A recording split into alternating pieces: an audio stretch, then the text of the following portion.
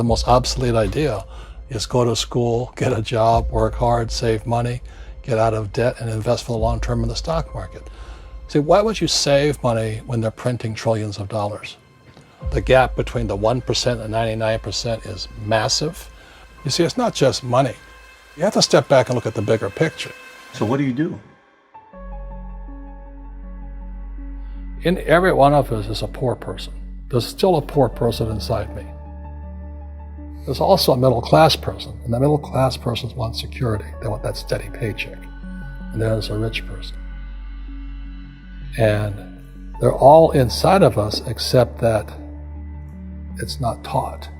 You're taught to go to school, get a job, and get a paycheck. You're not taught to how to get rich.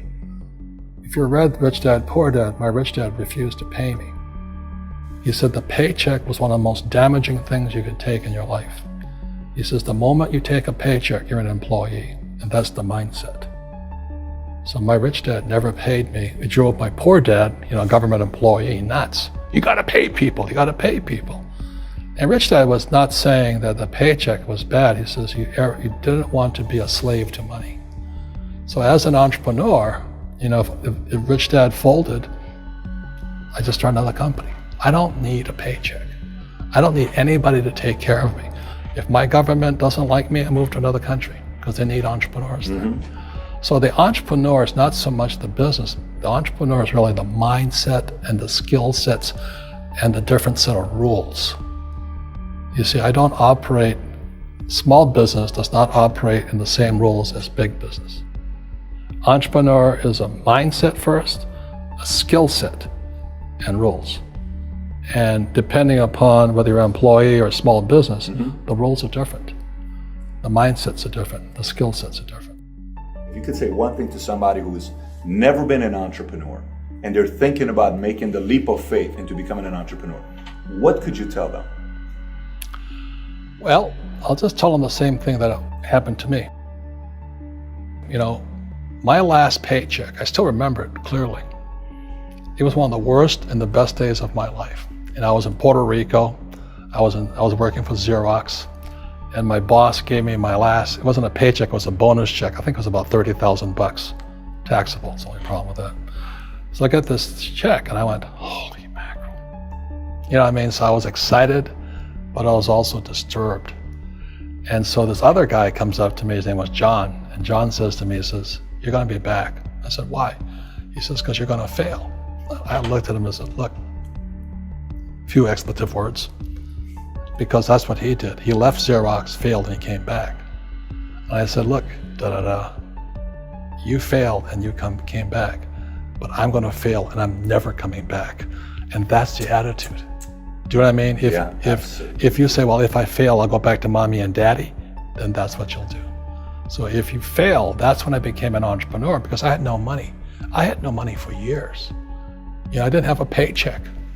But that's what my rich dad encouraged me to do. He says, when you don't have this paycheck, you get hungrier, smarter, and it's a test of your character. Will you become a crook? Will you become dishonest? Will you cheat and steal? Or will you become a better human being? So really, that's the benefit of becoming an entrepreneur, is you really find out who you are when you don't have anything. So you always have to look at the big picture. Too many people look at, well, what's going to happen to me? When you look at the big picture, you're also going to know that when something bad happens, something good's going to happen. But you got to prepare for whatever is coming. If you think next 20 years will be like the last 20 years, you're going to get creamed. When you and I go to the supermarket and we buy a carton of milk, we always check for the expiration date. But most people do not check for the expiration date on their brains. Instead of get out of debt, I get into debt. I just refinanced $300 million in debt. I went from 5% to 2.5% interest. I made a fortune. Every month, more money comes in because my cost of money has gone down. So while some financial experts are saying get out of debt, I'm saying learn how to use debt. See, when I came back from in Vietnam in January of '73, the first thing my rich dad said to me was go to school to learn how to invest in real estate. It wasn't real estate, it was how to use debt and taxes. Debt and taxes make the rich richer. Debt and taxes make the poor, the middle class, poor. So all the rich guys who are doctors and lawyers or, those guys, they're getting creamed and they don't know why. Doctors are getting creamed. Oh yeah, they're making more money, but the take home is less. Sure. My doctor just yelled at me. He was happy. He says, "Oh, guess what? I finally made $1 million." And I said, "Yeah, this was just 3 weeks ago." And so I said, "Yeah, well, how much you pay in tax?" He says, $750,000 in taxes. So his net was about $400,000. That's not bad. But when I make $1 million, I keep $1 million. And the reason is because I don't make it by working for money. See, if you work for money, you're taxed. So that's why lesson number 1 in Rich Dad, Poor Dad is the rich don't work for money. What we do instead is we create businesses as entrepreneurs. We acquire real estate.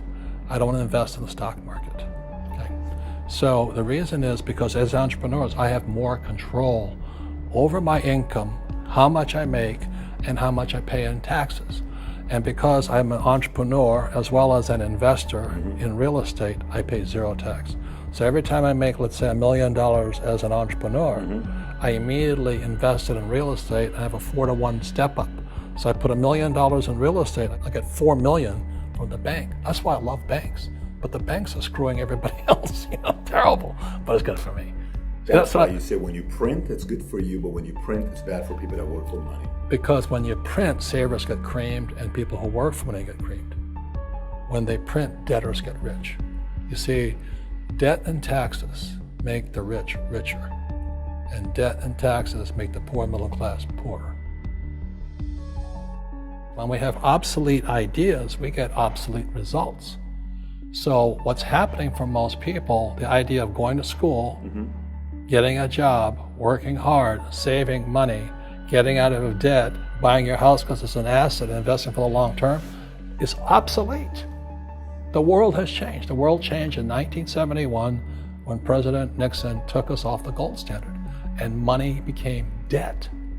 What if we get rid of school? Then what would happen? Would it be better if we had no educational system at all?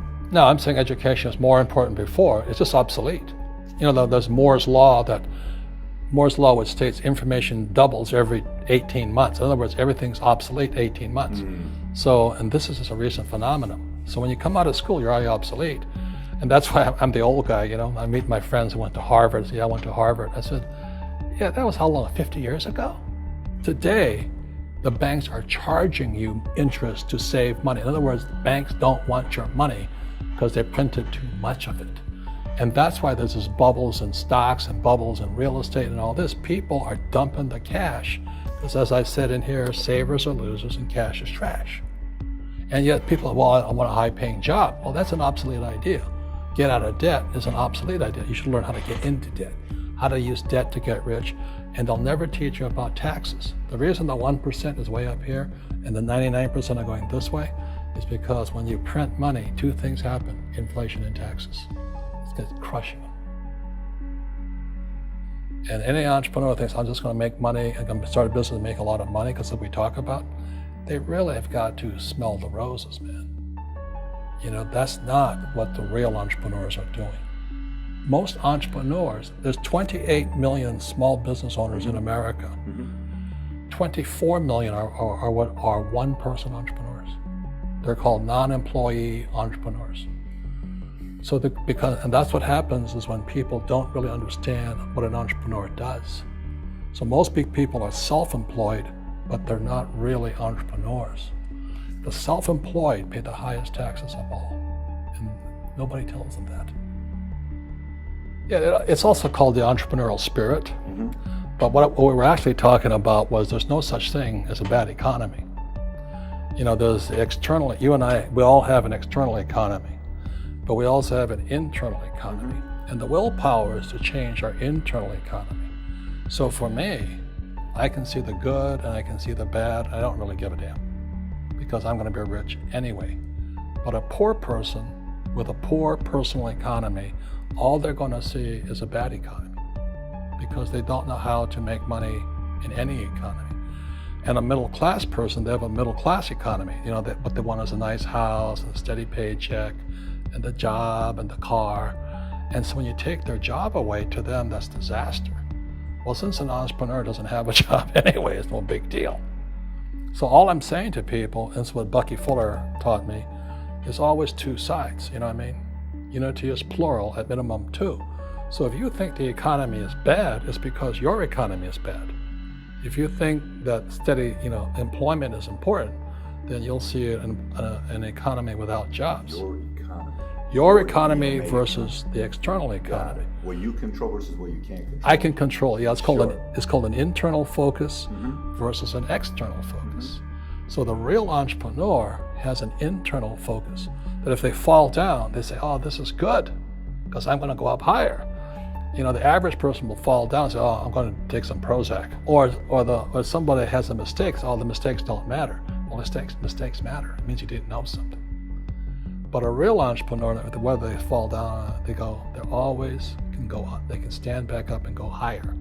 That no matter what happens to them, they get stronger and better and smarter and happier. But a person with a weak internal mindset is that they're so afraid of what happens, it generally happens. Like, people who are afraid of losing their jobs, they generally lose their jobs. You know what I mean? Yeah, so everything you can comes through you. Yeah, so the entrepreneur first job is to control inside here, not outside there. The moment you take that paycheck, you're an employee. You've got to be stronger than that. It's about inside control.